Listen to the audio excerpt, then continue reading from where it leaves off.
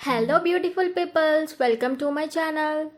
శ్రవణ నక్షత్రం యొక్క ప్రాముఖ్యత ఏంటో మీకు తెలుసా?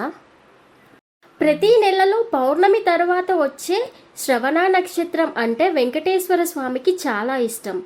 అదే రోజు వెంకటేశ్వర స్వామి పుట్టినరోజు అని కూడా అంటారు.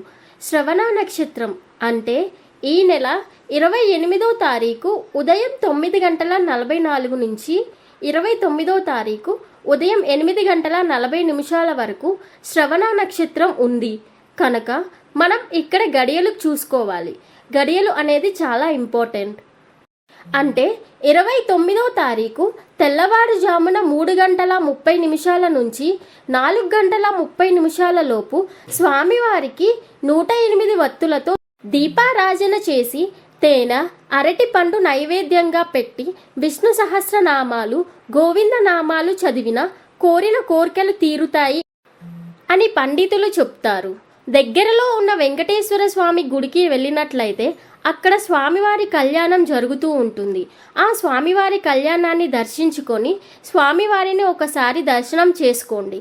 స్వామివారికి తులసిమాల కూడా సమర్పించవచ్చు.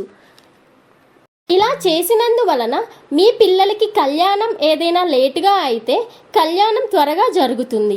అలానే ఉద్యోగాల సమస్య ఉంటే ఆ సమస్య కూడా పోతుంది. మీరు ఏది కోరుకుంటే అది జరుగుతుంది. ఒకసారి ఇలా శ్రవణ నక్షత్రం రోజు ఇలా చేసి చూడండి.